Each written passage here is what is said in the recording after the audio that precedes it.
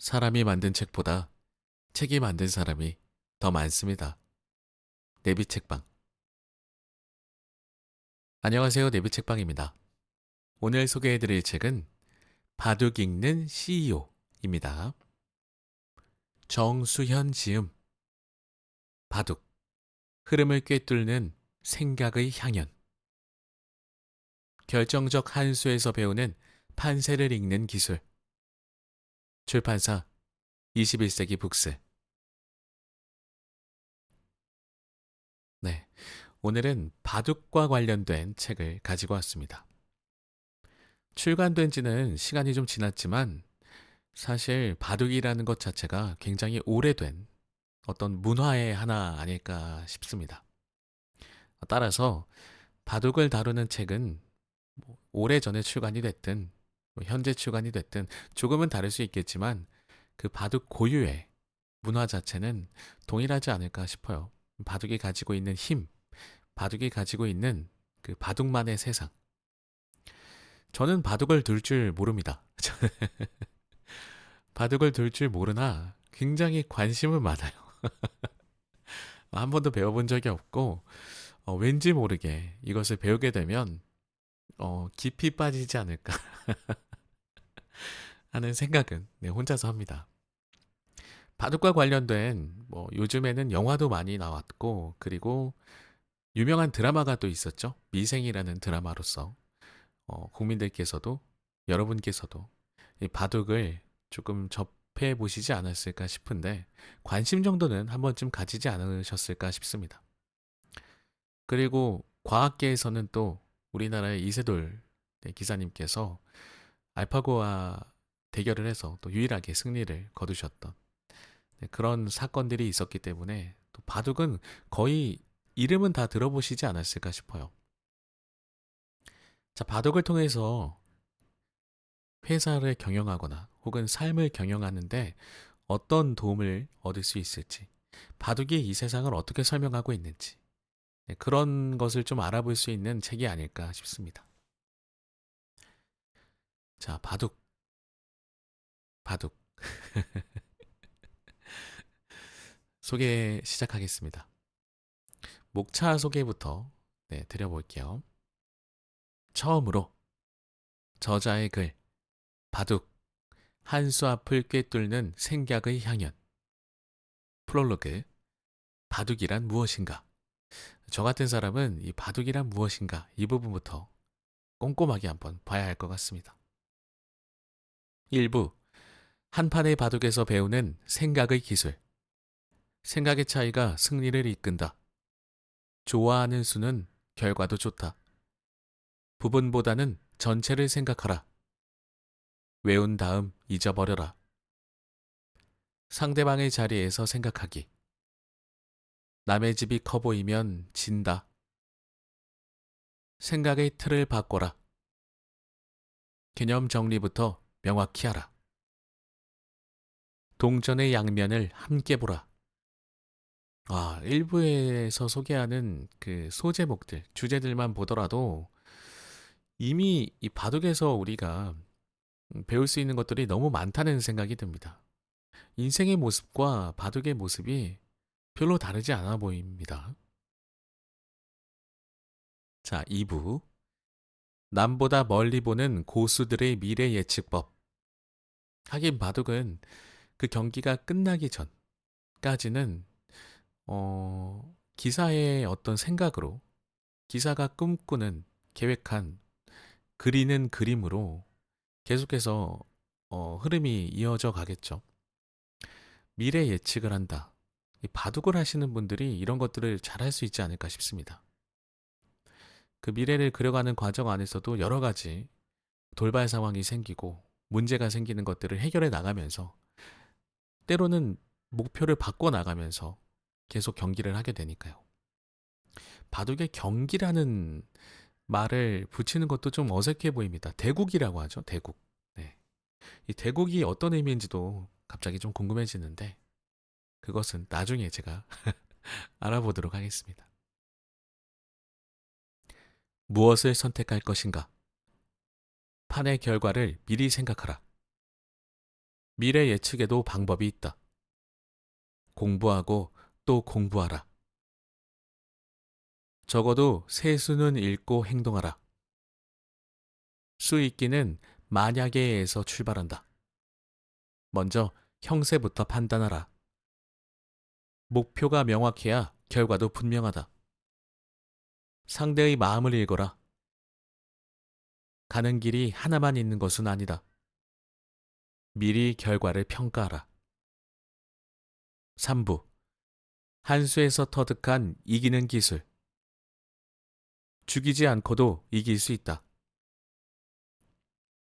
이 부분은 조금, 눈에 확 들어오는 제목인 것 같습니다. 상대방을 죽이지 않고도 이길 수 있다. 멋진 말인 것 같습니다.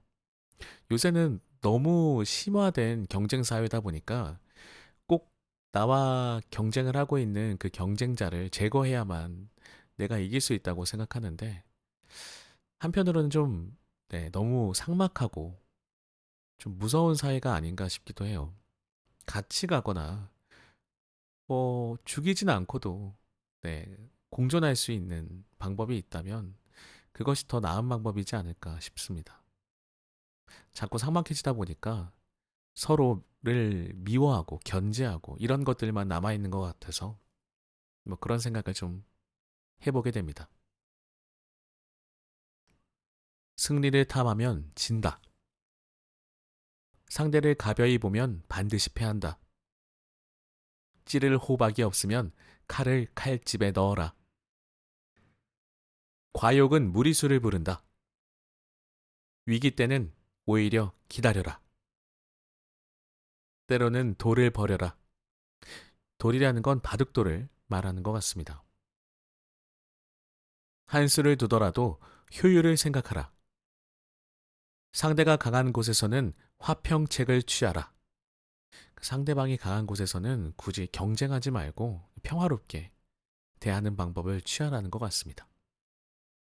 4부. 진정한 고수가 되는 길. 보는 순간 파악해야 고수다. 저는 이 4부에서 다루는 내용들, 진정한 고수가 되는 길을 배우기 전에 저는 1, 2, 3부부터 여러 번 봐야 될 것 같습니다. 고수의 반열에 오르기 위해선 아직도 공부, 또 공부하라. 약간 이런 제목이 있었던 것 같은데 전 공부를 많이 해야 됩니다.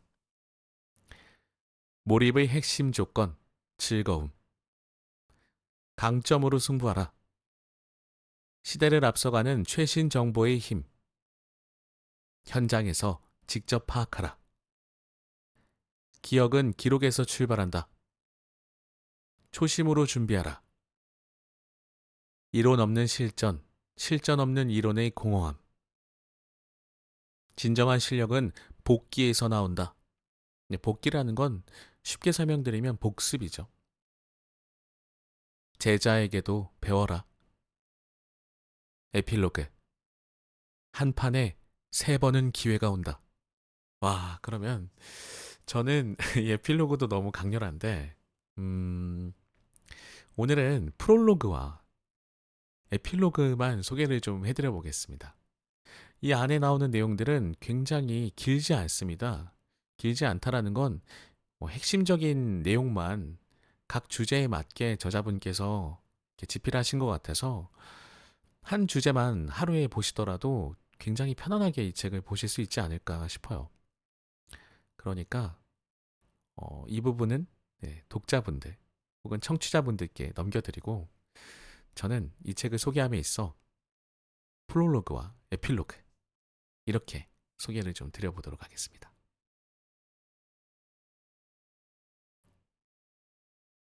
저자의 글 바둑 한 수 앞을 꿰뚫는 생각의 향연. 바둑은 신기한 게임이다. 많은 사람들에게 바둑은 여가를 즐기는 흥미진진한 오락으로 활용되고 있지만 바둑에서 삶의 지혜나 교훈을 배우려는 사람도 있다.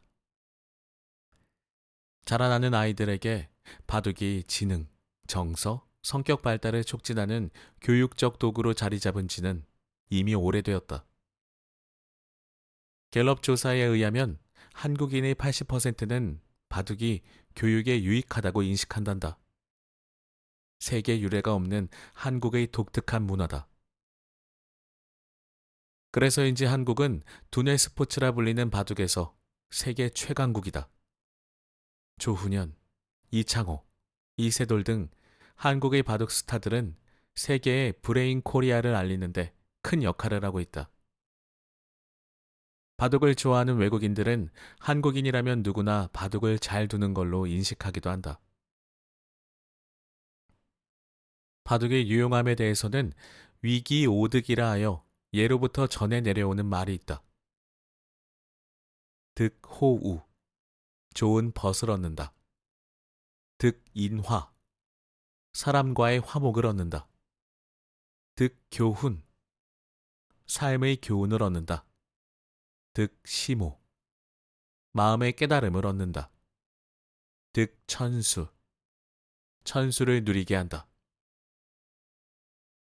5가지 바둑의 유용함은 바둑을 통해 좋은 친구를 얻고 친밀한 대인관계를 형성하며 건강에도 긍정적인 영향을 준다는 점을 담고 있다. 이러한 효용은 기본적으로 건전한 취미 생활에 수반되는 것들이겠지만 마지막의 천수, 즉 타고난 수명을 누린다는 표현이 재미있다. 바둑과 같이 유익한 취미를 가진다면 평생을 즐겁고 건강하게 살 수 있다는 것은 어찌 보면 당연한 결과가 아닐까. 5득 중에서도 특히 주목할 것은 득교훈과 득시모다. 바둑에서 삶의 교훈과 마음의 깨달음을 얻을 수 있다는 뜻으로 이것은 다른 놀이나 스포츠에서는 찾아볼 수 없는 매우 특별한 점이다. 바로 이 점이 우리가 바둑을 단지 오락거리가 아닌 인생의 지혜를 배울 수 있는 하나의 도구로 생각해야 할 이유가 아닐까. 실제로 바둑과 인생은 비슷한 구석이 많다. 초반 포석을 어떻게 하느냐에 따라 결과는 천양지차로 나타나며 한 번의 선택이 운명을 좌우하기도 한다. 그래서 바둑 기사들은 자신이 의도하는 방향으로 판을 이끌기 위해 흐름을 읽고 결과를 끊임없이 예상하며 한 수 한 수를 생각하고 또 생각한다. 이렇게 탄생한 바둑 한 수에는 고수들의 판단력과 예측력, 문제 해결력의 정수가 담겨 있다. 그래서 실제 기업을 경영하는 CEO들 중에는 바둑의 원리나 아이디어를 기업 경영에 응용하여 효험을 보는 이들도 있고, 학자들도 바둑이 의사결정이나 문제 해결에 도움이 되는 좋은 모델이라고 이야기한다. 이 책은 바둑을 통해 배울 수 있는 교훈, 특히 바둑을 잘 알지 못하는 사람에게도 유익한 시사점들을 정리했다. 일부에서는 다양한 사고력을 발휘해야 하는 바둑에서 배울 수 있는 세상과 삶에 대한 사고방식을 생각의 기술이라는 측면에서 다룬다. 2부에서는 미래 예측의 기술, 즉, 장차 어떤 일을 일어날 것인가를 합리적으로 예측하는 요령을 프로 기사들의 수익기 방법을 통해 알아본다. 3부에서는 바둑에서 통용되는 상식이나 요령 중에 세상을 살아가는 데 도움이 되는 처세훈을 중심으로 이야기하고자 한다. 마지막으로 4부에서는 프로 기사들의 수련 방법을 통해 현대 사회에서 경쟁력을 갖춘 고수가 되는 길을 살펴본다. 이러한 내용들은 그동안 CEO 대상의 웹사이트와 잡지 등에 기고하거나 강의하면서 생각하고 고심했던 연구들을 토대로 하고 있다. 또한 프로 기사로 바둑학과 교수로 있으면서 체득한 경험들과 바둑의 원리와 교육 방법 등에 대한 심리학적, 교육학적 연구도 반영했다. 바둑을 잘 모르는 사람들을 위해 가급적 바둑의 기술적인 내용은 최소화함으로써 바둑을 둘 줄 모르더라도 이해하는 데 지장이 없도록 했다. 책을 마무리하면서 이 책이 독자들에게 삶에 대한 통찰을 주고 최소한 10가지의 지혜는 선사했으면 좋겠다는 바람을 조심스럽게 가져본다. 끝으로 교훈적인 면에 초점을 두다 보니 바둑 자체의 묘미나 바둑 문화의 은은한 향기에 대해서는 많이 다루지 못했다는 일말의 아쉬움이 있다. 팬들의 마음을 빼앗는 귀수, 묘수의 세계, 미학적 쾌감을 수반하는 바둑의 예술성, 바둑 언어와 문학, 기나긴 바둑의 역사, 흥미로운 명인들의 열전 등 바둑의 본질적인 세계를 소개하지 못했다. 이런 부분에 대해서는 다음 기회에 전할 수 있기를 기대한다. 2009년 4월 정수현. 이 책은 바둑이 어떤 것인지를 설명하기보단 바둑을 통해 볼 수 있는 세상을 설명하는 혹은 안내하는 혹은 깨닫게 해주는 그런 책이라고 보면 딱 맞겠네요. 저처럼 바둑이 뭔지 잘 모르는 상태에서도 얼마든지 읽을 수 있고 교훈을 얻을 수 있는 그런 책인 것 같습니다. 프롤로그. 바둑이란 무엇인가? 사람들이 바둑을 신비로운 게임이라고 하는데 무엇이 신비로운가? 몇 년 전 미국 오리건 대학교에서 건축을 가르치는 스티븐 더프 교수가 한국을 방문한 적이 있다. 그는 대학에 바둑 과목을 만들어 학생들에게 바둑을 가르치기도 하는데 바둑의 파라다이스로 불리는 한국을 둘러보고 바둑에 관한 여러 정보를 얻으려는 목적으로 방문했다고 했다. 그런데 그런 그가 내게 던진 질문은 바둑이 무엇이 신비로운가 였다. 바둑 팬이나 학생들로부터 바둑에 관한 많은 질문을 받아봤지만 더프 교수의 질문은 다소 뜻밖이었다. 물론 서양인들 중에는 바둑을 가리켜 동양 철학이 담긴 심오한 예도라고 하는 이도 있고 인류가 고안해낸 가장 지적인 게임이라고 하는 사람도 있다. 그러나 바둑을 신비로운 게임으로 규정하고 그 신비로움이 무엇인지를 물어본 사람은 처음이었다. 그의 질문에 나는 이렇게 답했다. 바둑엔 양립할 수 없는 요소들이 함께 존재한다는 것이 최대의 신비인 것 같다. 바둑 속에는 오락과 도, 단순함과 심오함, 계략과 상생 등 서로 모순되는 양극단의 요소들이 공존하고 있다. 이 대답에 더프 교수는 다소 의외라는 표정을 지었다. 사람들이 흔히 말하는 바둑의 신비는 아니었기 때문일 것이다. 흔히 바둑에 대해서는 아무리 많은 판을 두어도 똑같은 판이 나오지 않는다는 무궁무진한 변화나 바둑판을 지배하는 논리 정연한 법칙, 오래전에 만들어졌으면서도 그 형태가 변하지 않고 오늘날까지 이어져 내려왔으며 오히려 첨단 과학 시대인 현대에 와서 더욱 성행하고 있다는 점 등을 불가사의로 꼽는다. 그러나 나는 수십 년간 바둑계에 종사하면서 앞에서 든 바둑의 양면성이 더 신기하다는 느낌을 받았다.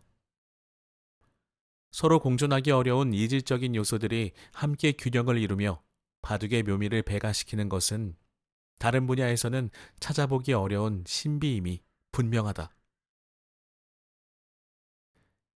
반상 위에 숨겨진 이중성, 오락과 도. 일반적으로 오락과 도는 함께 존재하기가 쉽지 않다. 오락은 쾌락을 위한 것이고 도는 마음을 수양시키는 것으로 둘은 물과 기름처럼 양립하기 어려운 관계다. 그런데 바둑에는 이 두 가지가 사이좋게 공존하고 있다. 내가 보기에는 이것이 바둑의 특이한 매력이자 최대의 장점인 것 같다. 오락으로 즐기는 사이에 도의 경지에 이를 수 있다면 그것처럼 좋은 것이 어디 있겠는가. 뭐니 뭐니 해도 바둑은 흥미진진하고 재미있다는 것이 최대의 자랑거리다. 우리 조상들은 바둑을 난가라는 별칭으로 불렀다. 썩은 도끼자루를 뜻하는 난가는 산에 나무하러 갔던 왕질이란 나무꾼이 두 신선의 바둑을 구경하다가 옆에 놓아둔 도끼자루가 썩는 줄도 몰랐다는 고사에서 비롯된 것으로 누구나 푹 빠져들 수밖에 없는 바둑의 재미를 제대로 표현한 이야기다. 또한 지혜롭게 사는 길 등 많은 철학적 에세이를 저술했던 안병욱 교수의 글에 이런 대목이 있다. 바둑을 좋아하는 어느 시인이 날들어 당신은 바둑을 모르니 인생의 낙중 3분지 1을 상실한 사람이다 라고 말했다. 바둑 속에 철학이 있고 도가 있다고 한다. 바둑을 모른다고 인생의 즐거움을 3분의 1을 잃었다는 시인의 말이 광호하다고 느껴질지 모르겠다. 허나 바둑을 알면 세상의 근심 걱정과 스트레스를 싣고 취미 삼매경에 빠져들 수 있으니 결코 과장은 아닐 듯하다. 언제부턴가 바둑은 기도라는 격조 높은 이름으로 불려왔다. 바둑을 두면 정신적으로 유익한 깨달음을 얻을 수 있다는 것이다. 예를 들면 지나친 욕심을 부리면 안 된다는 것, 억지를 부리지 말고 물이 흐르듯 자연스럽게 운영해야 한다는 것, 부분과 전체가 조화를 이루도록 해야 한다는 것, 상대를 공략하기 전에 자신의 약점부터 살펴야 한다는 것 등 바둑 속에는 정신수양적인 요소가 많이 들어있다. 또한 바둑의 10계명인 위기 10결에는 이기려고 하면 진다. 작은 것을 버리고 큰 것을 취하라. 적을 공격하기 전에 자신부터 돌아보라는 등의 훈계를 하고 있다. 이런 요소들은 바둑의 기술과 결합되어 있어 바둑의 실력이 들어가면서 누구나 체득하게 되어 있다. 더불어 바둑의 핵심 기술인 수익기는 그 자체가 고도의 정신적 훈련이다. 어떤 사태에 직면했을 때 충동적으로 대처하지 않고 차분히 상황을 관찰해야 하며 내가 무엇을 하는 것이 타당한지를 합리적으로 의사결정하고 미래에 벌어질 일들을 예측하여 가능성이 높은 길을 추리하며 결과에 대한 선악 판단을 내리는 활동을 해야 한다. 오락으로 즐기는 과정에 이러한 정신수양적 기법을 터득할 수 있다니. 바둑이 오락과 도를 함께 담은 유익한 문화적 이기인 것은 틀림없는 것 같다. 몰입의 즐거움이란 책을 쓴 미하이 칙센트미하이는 삼매경에 몰입하는 것이 정신적으로 매우 유익한 체험이라고 한다. 삼매경이란 내가 나를 잊어버릴 만큼 무언가에 흠뻑 빠져드는 것으로 사랑하는 사람을 위해 열심히 요리하는 것, 음악이나 문학과 같은 예술의 세계에 푹 몰입하는 것 등이 모두 삼매경이다. 바둑 팬들은 이러한 삼매경을 수시로 체험하며 즐거움을 느낄 뿐만 아니라 삶에 유익한 교훈까지 얻을 수 있다고 하니 이거야말로 일거양득이 아닌가. 바둑 속에 인생이 있다. 사람들은 바둑을 종종 인생에 비유한다. 바둑 한 판이 세상살이나 개인의 삶과 비슷하다는 것이다.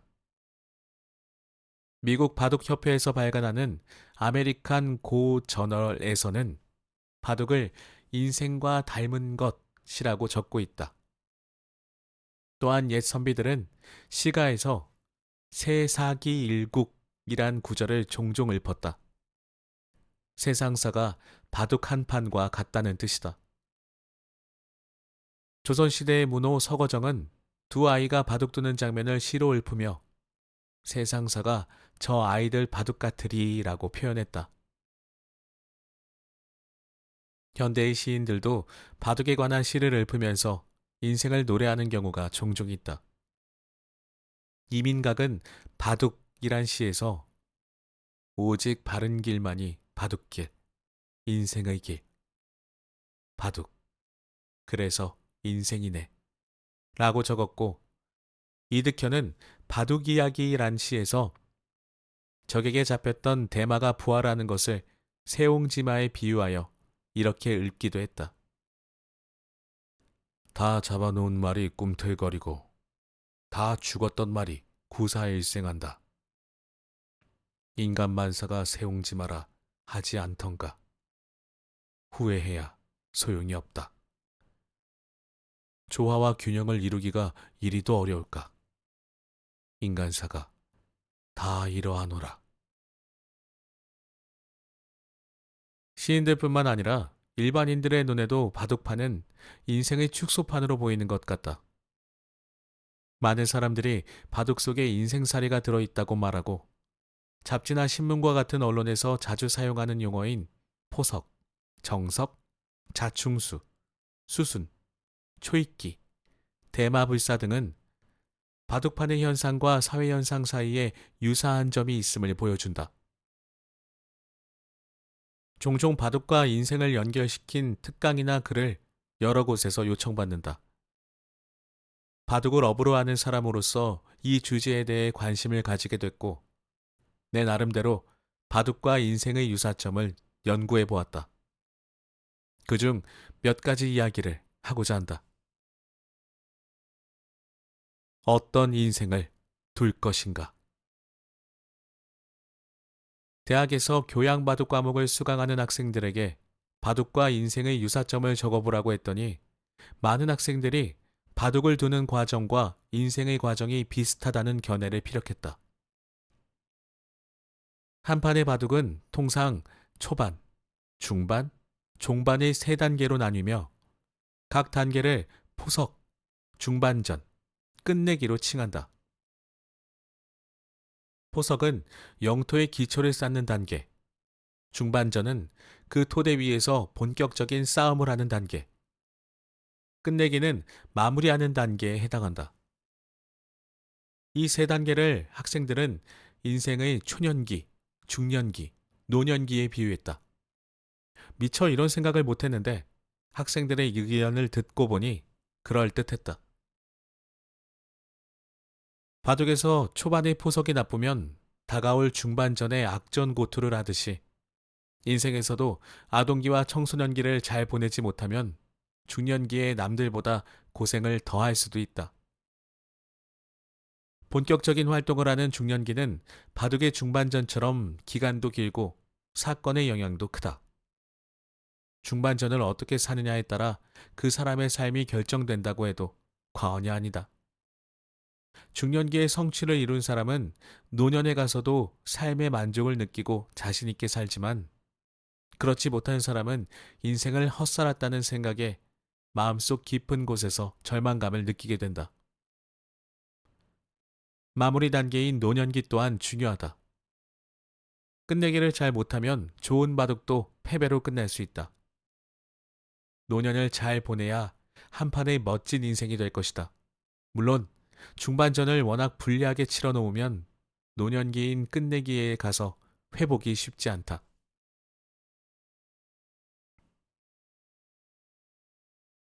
만인에 대한 영토 싸움.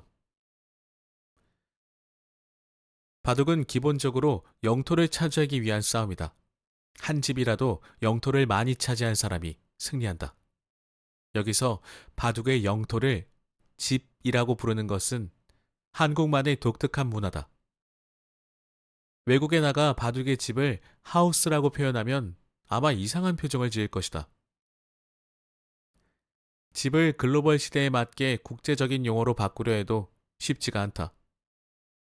조상님들이 유가 무가, 한쪽은 집이 있고 한쪽은 집이 없는 상태, 곡사궁, 니은자 모양의 넋집, 파호, 상대의 삶을 방해하는 것 등과 같이 집이라는 뜻이 들어간 우아한 용어들을 많이 정립해 놓으셨기 때문이다.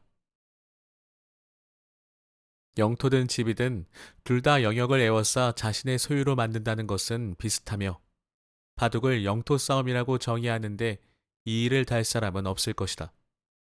따지고 보면 인생살이도 영토 싸움인 것 같다. 좋은 집을 차지하기 위해 갖은 노력을 다하고 좋은 직업을 차지하기 위해 어려서부터 머리를 싸매고 높은 지위에 오르려고 치열한 경쟁을 하고 더 많은 부를 얻기 위해 적을 쓰러뜨리려 하고 인간 세상을 만인에 대한 영토 싸움이라고 봐도 틀림이 없을 것 같다. 바둑과 인생은 서로 닮았다. 바둑과 인생의 비교에서 백미는 바둑판에서 벌어지는 현상이 인간 사회에서 벌어지는 현상과 서로 닮은 점이 있다는 점이다. 몇 가지만 들어보자. 첫째, 미래를 예측하기가 어렵다. 인생이나 바둑 모두 내일 무슨 일이 일어날지 정확히 예측할 수가 없다. 멀쩡히 살아있던 대마가 갑자기 돌연사하는 것처럼 사람도 불의의 사고에 의해 삶을 마감할 수 있다. 이용 가능한 정보를 가지고 예상은 할 수 있지만 둘 다 많은 변화 가능성을 갖고 있어 앞날을 예측하기가 힘들다는 것이 공통점이다. 둘째, 어떻게 두든 한 판의 바둑이요. 하나의 일생이라는 것이다. 바둑 두는 사람에 따라 실리적인 바둑, 세력적인 바둑을 두기도 하고 공격적인 바둑, 수비적인 바둑을 두기도 한다. 매 판마다 사람의 얼굴처럼 다양한 모습이 나타나는데 어떤 식으로 두든 한 판의 바둑이 이루어진다. 끝까지 가지 않고 중간에 끝나는 단명국도 있다. 치명적인 실수에 의해 중도의 삶을 마치게 되는 바둑이다. 이에 비하여 300수 이상 가는 장수 바둑도 있다. 바둑의 이런 모습과 마찬가지로 인간의 삶도 다양한 양태를 띠며 각자 나름대로의 삶을 살아간다. 부자와 빈자, 화려한 삶과 소박한 삶 등 각양각색의 삶이 모두 의미 있는 한 판의 일생이다. 셋째, 선과 악, 미와 추 등의 평가를 내린다. 바둑수가 어떤 기능을 수행하느냐에 따라 호수, 악수, 묘수, 악수, 과수, 속수 등으로 평가된다. 사람도 좋은 사람, 나쁜 사람, 속물, 느려 터진 인물, 강경론자 등과 같은 수식어로 묘사된다. 마지막으로 유사점을 한 가지만 더 들어본다. 어떤 면에서 이것이 가장 중요한 유사점이라고 할 수 있다. 그것은 바로 인생과 바둑 모두 문제 해결의 과정이라는 점이다. 문제 해결이라고 하면 학생들이 수학이나 영어 문제를 푸는 것을 연상하는 사람이 많은데 문제 해결은 훨씬 더 폭이 넓은 말이다. 환자를 치료하려는 의사, 자동차를 수리하는 정비공, 배우자를 선택하려는 미혼 남녀, 외교 문제를 처리하려는 정치가, 경영에 관한 의사결정을 하는 경영자 등 세상의 많은 사람들은 문제 상태에 있고 이것을 해결해야 한다. 이런 점에서 칼 포퍼는 인생은 모두 문제 해결이란 책을 썼다. 우리는 모두 문제 해결의 숲속에서 살고 있다는 것이다. 바둑 또한 그렇다. 몇몇 인지심리학자들은 바둑이 복잡한 문제 해결이 좋은 본보기라고 한다. 이 점에 대해서는 뒤에 가서 자세히 알아보기로 한다. 아무튼 바둑만큼 인간의 삶과 닮은 것도 없다는 생각이 든다. 따라서 바둑판에서 벌어지는 사건이나 그것에 대한 사고방식과 처리방식으로부터 삶에 대한 귀중한 시사점을 얻을 수 있다고 유추하는 것은 이상한 일이 아닐 것이다. 바둑에서 경영의 지혜를 얻다. 수년 전 CEO를 대상으로 하는 국내의 유명 웹사이트로부터 바둑과 경영이란 주제의 강의를 요청받은 적이 있다. 바둑 속의 경영인에게 통찰과 시사점을 주는 내용이 많은데 그것을 뽑아내 재미있게 강의해달라는 것이었다. 바둑은 집 차지 또는 영토 싸움을 하는 전쟁 게임으로서 기업을 운영하는 방법인 경영과는 별 관련성이 없을 것 같기도 하지만 이 둘 사이에 통하는 점이 많이 있다.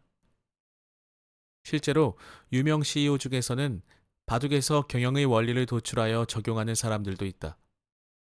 구자홍 LS그룹 회장, 안티바이러스 프로그래머로 유명한 안철수 이사회 의장 등 기업의 CEO들은 바둑에서 배운 교훈을 경영에 적용하고 있다고 한다. 태국의 기업인 코작시도 바둑에서 깨달은 상생의 원리를 경영에 적용해 성공한 경험담을 소개하며 기업이나 군대 등에서 바둑과 경영에 관한 특강도 한다. LG경제연구원에서는 바둑의 10계명인 위기 10결에서 경영에 도움이 되는 원리를 도출해 발표한 적이 있다. 작년에 세계 경제인 바둑 행사에서 나도 바둑과 경영의 연관성을 주제로 강연을 한 적이 있다. 경영과 바둑이 통하는 점을 간략하게 설명해 보고자 한다. 운영의 묘를 발휘하라.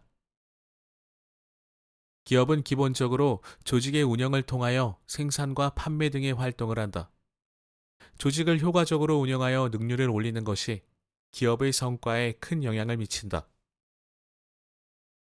이와 비슷하게 바둑에서도 조직의 구성원과 같은 바둑돌을 효율적으로 사용하여 능률을 올리는 것이 중요하다. 바둑의 경기자, 즉 대국자를 비유적으로 말하면 기업의 CEO나 군대의 사령관과 같다.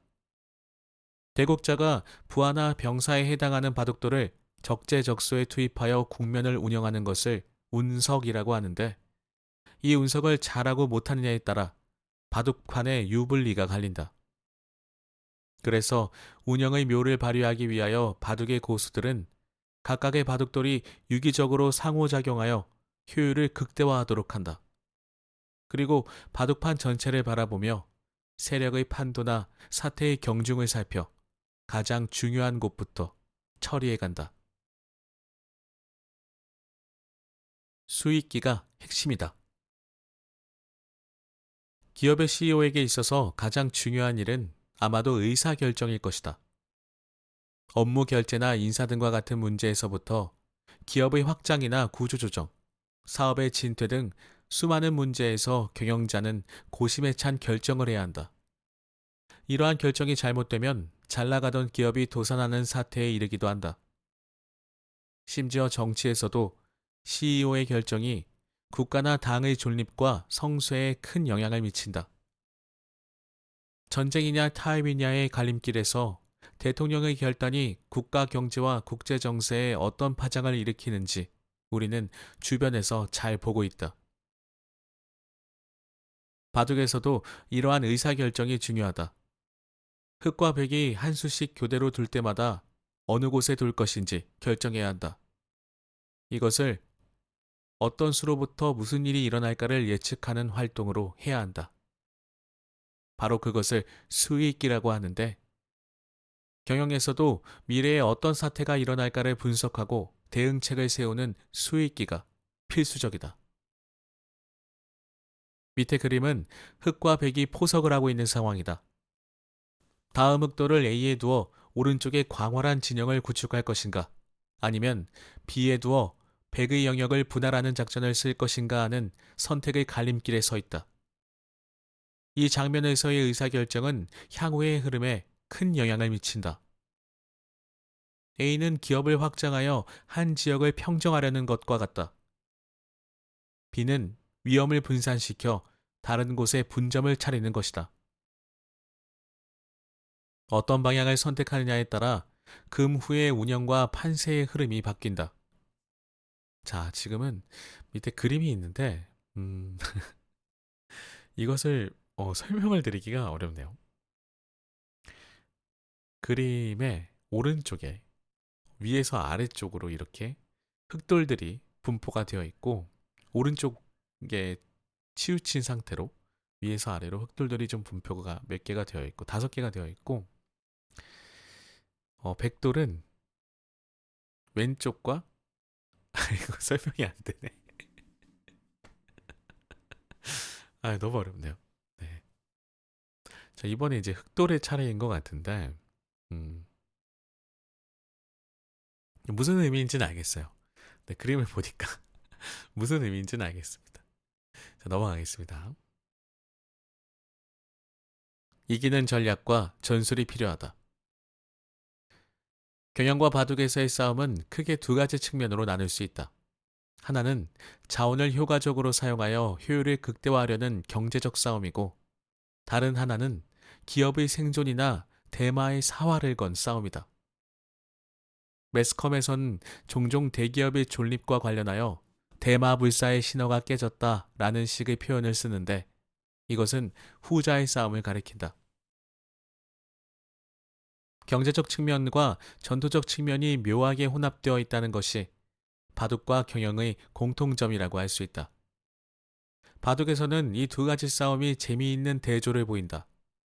지난 10여 년간 세계 바둑계의 최강자로 군림했던 돌부처 이창호 구단은 경제적인 면의 교수였다. 계산이 치밀하고 형세를 정확하게 본다는 뜻에서 신산이라는 별명으로 통했다. 근래에 화려한 전투 바둑으로 세계 최강이 된 이세돌 구단은 이창호와는 달리 돌의 생사에 관한 뛰어난 전투력으로 유명하다. 별명도 이름에다 강미를 불어넣은 센돌이다. 전투에 중점을 두는 기사들은 바둑을 사활을 건 대마 싸움으로 인식한다. 경영에서는 기본적으로 경제적 사고가 바탕이 되나 때로는 경쟁업체를 능가하여 기업을 생존시키는 전투적 사고도 요청된다. 경쟁에서 살아남기 위해 상대방 회사의 제품이나 전략에 관한 정보를 얻으려고 하며 더 나은 상품을 만들려고 끊임없는 투쟁적인 노력을 한다. 이러한 싸움을 효율적으로 하기 위해서는 전략과 전술이 필요한데 전쟁 게임인 바둑에서는 전략과 전술이란 말이 흔하게 사용된다. 실리 전략, 침입 전술, 기대기 전술, 성동격서 전법 등과 같은 전술 전략이 많이 사용된다. 때로는 자기 편도를 희생하여 보다 큰 이익을 도모하는 사석 전법도 쓰인다. 적이 강할 때는 화평책을 취하라. 적을 공격하기 전에 자신부터 살펴라. 달아날 때는 가볍게 움직여라. 희망이 없는 돌은 미련을 갖지 말고 버려라. 등과 같은 전술 전략에 관한 격언도 많다. 기업의 경영도 여러 기업과의 경쟁이라는 측면에서 바둑과 유사하다. 경쟁하는 기업의 승리를 거두기 위해서는 고도의 전략과 그것을 구체적으로 실현하는 전술이 필요하다. 이때 바둑의 다양한 전략과 전술은 경영에 새로운 시사점을 던져줄 수 있을 것이다. 이 밖에도 바둑에는 경영과 유사하거나 상통하는 점들이 더 있는데 이것을 다시 생각해보면 어떤 면에서는 인생과 통하는 점들도 많다. 즉, 바둑과 인생, 경영이 서로 닮은 점이 있다는 것이다. 경영도 인생이나 바둑과 마찬가지로 영토를 획득하기 위한 싸움이며 또한 문제 해결이다. 그렇게 본다면 바둑 속에서 인생과 경영에 관한 유용한 교훈을 찾아내 현실에 적용해 보는 것도 나쁘지 않을 것 같다. 요즘은 삼국지나 이소부화에서도 인생과 경영의 시사점을 찾아내고 있으니 인생의 축소판인 바둑에서 경영의 원리를 뽑아내는 것이 전혀 이상하지 않을 것이다. 네. 시간 관계상 마지막 에필로그는 소개를 좀 못 드리겠네요. 에필로그의 제목은 한 판에 세 번은 기회가 온다. 입니다. 인생을 바둑에 표현했고 바둑을 인생에 표현했지 않습니까? 한 판의 바둑을 우리가 인생에서 두고 간다면 그 한 판에 세 번은 기회가 온다는 얘기니까 우리의 인생에도 세 번은 기회가 온다. 이런 말도 많이 들어본 것 같습니다. 모두가 다 혹시 바둑에서 유래가 된 것일까요? 그만큼 바둑 안에 우리의 인생을 비춰볼 수 있는 것들이 많이 담겨 있는 게 아닐까 싶습니다.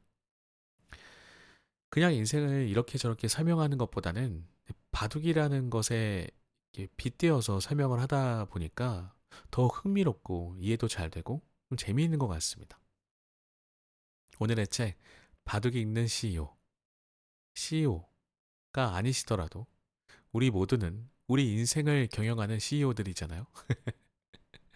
그러니까 얼마든지 우리가 이 책 안에서 알아갈 수 있는 것들이 많이 있을 것 같습니다.